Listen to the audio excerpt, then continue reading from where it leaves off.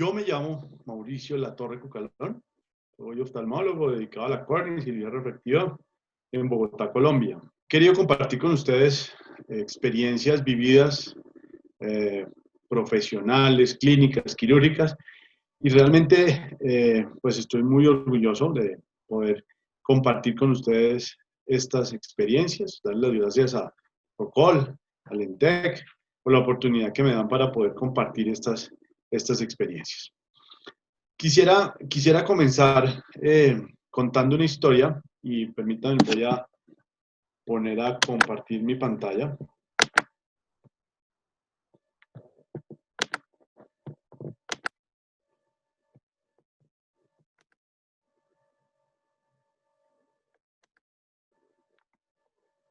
Muy bien.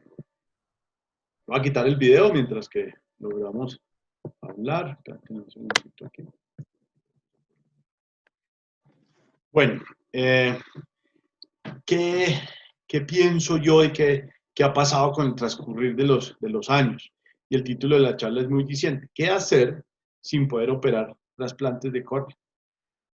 Voy a contar una historia muy larga de muchos años atrás, la voy a resumir. Y el resumen comienza desde el año 95, 96, 98, 2000, 2005, donde Colombia era uno de los países de mayor disponibilidad de tejidos, con mayor posibilidades de cumplir con los requisitos y las necesidades en Colombia de donación de tejido. Es decir, teníamos una lista de espera muy reducida y teníamos una posibilidad de obtener córneas en abundante cantidad. Tan era abundante cantidad que la cultura colombiana de donación, independientemente del soporte legal que pudiera tener, pues existía la cultura de donación social, de la misericordia, de las personas que querían donar. Entonces la lista de espera era muy pequeña porque la abundancia de córneas era extrema. Tan era extrema que podíamos tener posibilidades de exportar tejidos a nuestros países vecinos y obviamente contribuir culturalmente, socialmente, responsablemente con aquellos pacientes en nuestros países vecinos que requerían de tejidos. Posterior a eso, 2005, 2009, 2010, 2012, la cultura de donación en nuestro país disminuye, se baja y tenemos posibilidades de tener muchos pacientes con una lista de espera grande como la vamos a ver ahora y con dificultades para la obtención del tejido. Eso hace que del 2012 a la actualidad comencemos a pensar en temas diferentes, en temas en donde, hombre, tengo un paciente de tales características que requeriría tal procedimiento, pero no lo puedo hacer. Basado en eso, pues he inspirado esta propuesta científica para que por favor la vayamos teniendo en cuenta, la vayamos posiblemente, si cala, si es interesante, poder hacer estudios multicéntricos, porque pues ya llevamos varios años rehaciendo, y no por el tema actual de la pandemia, sino tiempo atrás veníamos ya rehaciendo unas nuevas ideas quirúrgicas para el bienestar y la satisfacción de nuestros pacientes. ¿Qué ha pasado? Parece la ley 1805 del 4 de agosto del 2016, y quiero remontarme otra vez a una ley que existía en Colombia, que era la ley 73, en donde hablábamos un poco sobre el tema de la disponibilidad de tejidos por presunción legal. Esa ley en los años anteriores hablaba sobre la posibilidad de obtener tejido 6 horas después de que el fallecido llegara a las instalaciones de medicina legal, que en ese momento es el ente y seguirá siendo el ente y es el ente rector ahorita, pero ya con esta ley aparece también la posibilidad de quitar la presunción legal, convertirnos en donantes potenciales verdaderos, legales, legítimos, y esa variabilidad de la ley de presunción legal, pues obviamente teníamos algún tipo de probabilidades y obtención de tejido un poquitico más grande. ¿Qué ha pasado? ¿Quiénes pueden disponer de los órganos y los tejidos con la nueva ley? Solo las instituciones de salud habilitadas y certificadas por la Red Nacional de Trasplantes. La donación, en cuanto a la legislación colombiana, hoy en día, digamos que es una donación muy clara. Es decir, somos donantes potenciales todos. Y al ser donantes potenciales todos, pues todos digamos que por derecho constitucional, y obviamente si le metemos un poco de temas religiosos por derecho divino, también podríamos tener un acto de misericordia y poder donar sin necesidad de tener las leyes, sino con ánimo de mejorarle la calidad de vida a aquellas personas que necesitan tejidos oculares. Y obviamente le mejoramos la cantidad y la calidad de vida a aquellas personas que necesitan órganos. Entonces resulta que con esa legislación tenemos en algún momento dado una pequeña traba. Esa pequeña traba es, ¿cuál es el papel de la familia? El papel de la familia, pues es ninguno en el caso de los adultos. Y aquí es claro dejarlo que es ninguno. A partir de esta norma, lo único válido es la voluntad de la persona. Si la persona no deja constancia de no ser donante, los familiares no podrán oponerse a la utilización de los órganos o los tejidos. En el caso de los niños, la voluntad de la decisión de la familia sigue teniendo validez. ¿Eso qué significa? Que en nuestro país tenemos problemas todavía en donde los familiares se cruzan y al cruzarse en el tema de información sin tener ese documento, pues obviamente hace que se impida una donación potencial, voluntaria, soportada en una ley, la cual pues nos dice que podemos ser donantes potenciales, pero la familia se cruza. Y al cruzarse nos impiden en algún momento hacer esa donación. Unos ejemplos de lo que tenemos de pronto en la Regional 1, nuestro país en términos generales está dividido en 6 regionales, en los cuales hay bancos de tejidos en cada una de las instituciones, de las regionales, y entonces podemos ver que en la Regional 1, de pronto, y esto puede ser un ejemplo muy diciente, independientemente de pandemia o no pandemia, y es que tenemos una lista de espera de 530 pacientes solo en la Regional 1.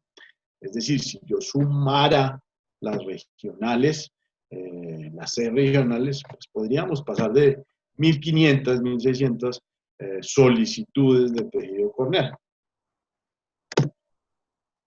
Coincide, pues que entramos en pandemia, coincide que tenemos disminución de tejidos, que tenemos que ajustarnos por temas de pandemia a la obtención de tejidos, a las cirugías corneales que afortunadamente hoy en día ya están comenzando nuevamente a resurgir y comenzamos a tener esta lista de espera solo en la Regional 1. 1.119 pacientes. Es decir, esta lista se duplicó. Y se duplicó obviamente por temas de pandemia, se duplicó porque hay más patologías que requieren, porque eventualmente la cantidad de cirugías, de tipo de cirugías fabulosas que hay hoy en día, pues nos permiten trabajar sobre la boma, nos permiten trabajar sobre la córnea completa, sobre solo el endotelio, sobre parte del estroma, es decir, el DIMEC, el DISAEC, etcétera, etcétera. Entonces, pues nos permiten muchas de las posibilidades de cirugía. Pero digamos lo que el número, voy a mencionar aquí, perdón, voy a poner el puntero.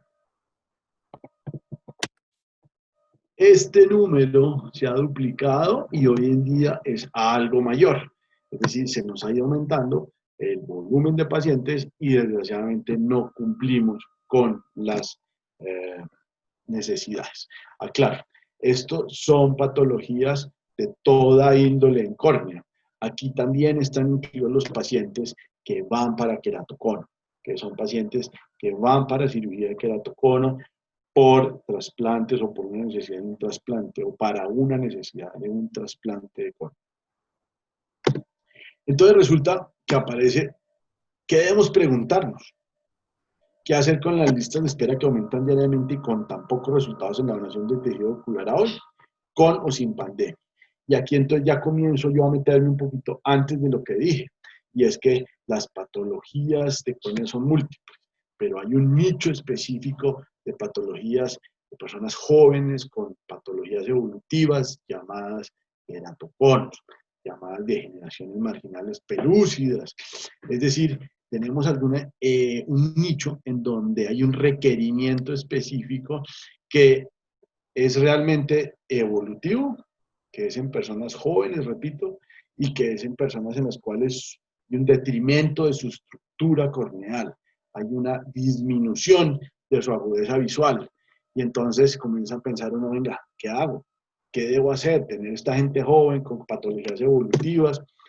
Y entonces aparece lo que en un principio dije, una propuesta científica para pensar un poquito y es ver en las siguientes variables. Pacientes jóvenes, pediátricos o no, con queratoconos evolutivos clínicos y paraclínicos, lesiones leucomatosas centrales incipientes o de moderada pacificación central, es decir, que todavía podamos ver a través de ese leucoma secundario por ese incurvamiento corneal, podamos ver toda la cámara, podamos ver toda la pupila, el iris, el cristalino. Un Munson evidente, unas estrías centrales de Vogt en los tipos de 2 a 4.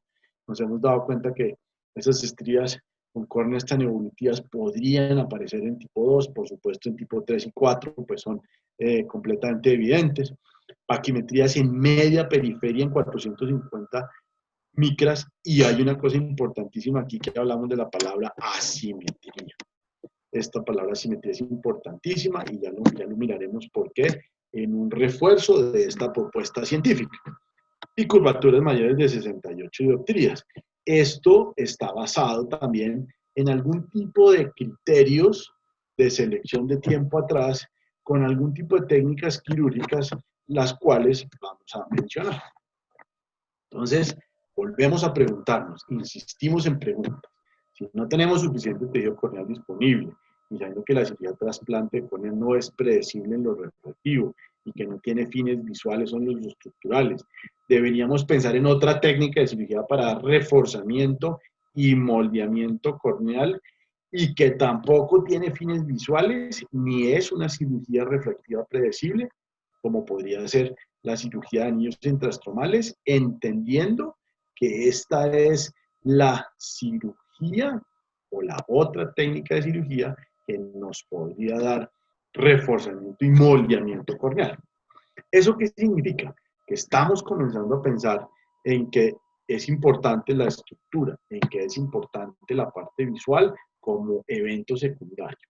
Entonces, basado en esto, he querido en algún momento dado de tiempo atrás pensar en que, hombre, tengo pacientes con queratocono evolutivo, con las características clínicas que vimos anteriormente, con queratometrías por encima de 68, con paquimetrías máxima de 450 o mínima de 450 en la periferia. Es decir, hay algunas cualidades y unas características importantes en la córnea que me permitiría pensar en la posibilidad de la cirugía de los anillos intrastromales. Basado en eso, ¿qué ha pasado? ¿Qué es lo que hemos tenido? Y me gustaría en algún momento dado pensar en la posibilidad de, siguiendo con la propuesta, nos damos cuenta que tenemos que mirar que estas córneas son córneas que son asimétricas, teniendo en cuenta que los queratoconos, a no ser de que ya sean muy centrales, estilo pezón o nipple, pues ya comienza uno a pensar que esas asimetrías presentan alteraciones en la forma de la córnea más hacia el lado temporal, más el lado temporal inferior, presentan paquimetrías un poco asimétricas, y que en algún momento dado son córneas que a mi modo de ver, teniendo el entrenamiento en hacer implantes de anillos con femtoláser, pues estas córneas podría uno tener un mejor tacto, una mejor sensibilidad para poder en el acto quirúrgico saber y sentir esa córnea para poder tener una cirugía exitosa con la propuesta que estamos haciendo. Esta propuesta lo único que permite es darle el concepto real de asimetría, pero asimetría en la profundidad de la córnea, no asimetría en el anillo, sino una asimetría simétrica, valga la expresión con el segmento o con el anillo de un solo espesor y con la posibilidad de tener variabilidad en el túnel. Entonces, vamos a mirar aquí cuál podría ser la propuesta. La propuesta es doble incisión en implante con anillos de 155 o menos de arco a diferentes paquimetrías. Entonces voy a poner un ejemplo y quiero aclarar algo de una vez. ¿Por qué con anillos de arco de 155 o menos? Porque los de 160 los he utilizado, me parece que podrían servir, pero quedan muy cercanos a la incisión. Y digamos que la cercanía del borde de ese segmento cercano a la incisión me daría miedo que en algún momento dado se pudieran extruir por una simple rotación leve, mínima, se podrían extruir. Entonces digamos que parte del ejercicio es mirar esta propuesta con anillos de 155 grados de arco o menos a diferentes paquimetrías. Entonces voy a poner un ejemplo. Si la incisión quedara a 90 grados, mover a 95 grados una incisión y la otra a 85 grados. ¿Esto qué me permite? Que tendría una incisión que supuestamente es la central, pero que la estoy abriendo. La estoy abriendo 5 grados para un lado y 5 grados para el otro. ¿Qué he hecho yo? Que he medido la parte, digámoslo, si este fuera el ojo derecho, la parte temporal, la parte nasal de esa córnea, he medido las paquimetrías, el túnel temporal con una profundidad al 80% de la paquimetría entre 5 a 6 milímetros y el túnel nasal con una profundidad del 80%, con paquimetría media entre 5 a 6 milímetros. Es decir, la profundidad va a ser siempre el 80%. En zonas de 5 a 6, tanto nasal como temporal. ¿En qué va a variar? Es en el cálculo de que estas paquimetrías, que son diferentes nasales o temporales, por la distribución de los conos en forma temporal, pues me va a permitir generar dos túneles de diferente grosor y me va a permitir utilizar anillos de diferente grosor. Es decir, voy a equiparar esa córnea, la cual no está equiparada, está asimétrica, y lo que voy a hacer es que voy a permitir biomecánicamente generar una mejor movilidad, una mejor arquitectura que me va a permitir tener una córnea mucho más regular. Importantísimo, que es a mi modo de ver lo más importante para que tenga un excelente resultado de estabilidad corneal, es dejando siempre 100 micras posteriores de la base del anillo a la parte endotelial. Es decir, eso me va a permitir, basado en los resultados, me va a permitir una estabilidad corneal, me va a permitir que la córnea no se siga moviendo y me va a permitir a futuro tener un resultado con lentes de contacto de última generación, entre 13 y 16 milímetros, para una mejor adaptación de esos lentes y por ende, como segundo resultado, fuera del primero que fue reforzamiento y moldeamiento, vamos a tener la posibilidad de tener una mejor recuperación de agudeza visual, mejor corregida.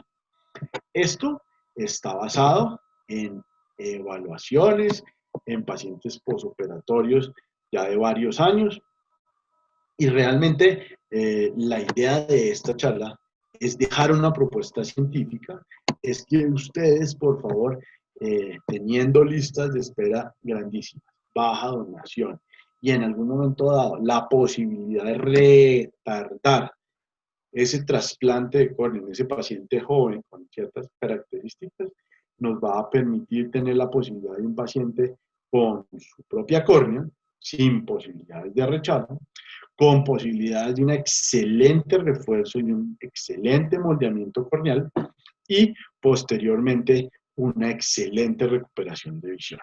Considero que la utilización de anillos intrastromales a ojo cerrado en este tipo de pacientes funciona muy bien, funciona excelente. Y repito, lo que buscamos es tener esa estabilidad corneal para una excelente recuperación del paciente. Y no tener un paciente en listas de espera, esperando muchos meses, años, y el paciente cada vez con intolerancia a los lentes de contacto, con mayor curvatura corneal, con mayor inadaptabilidad a los lentes de contacto, nos va a permitir que con este procedimiento, que es absolutamente maravilloso, bien manejado y entendiendo que es un tema netamente de estructura, de arquitectura, de biomecánica corneal en cuanto a su manejo de ese moldeamiento, ese reforzamiento, y que posteriormente, lo repito, podríamos pensar como segundo objetivo la recuperación de la visual con unos elementos externos llamados lentes de contacto o gafas en su defecto.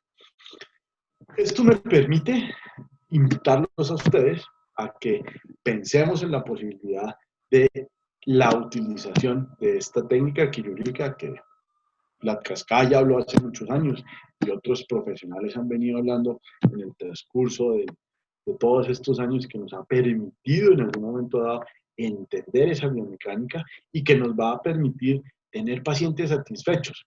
Creo fielmente en esta propuesta y quisiera en algún momento invitarlos a que hagamos este tipo de evaluaciones en sus pacientes, utilicemos este tipo de anillos intrastromales que nos va a facilitar mucho nuestra práctica profesional.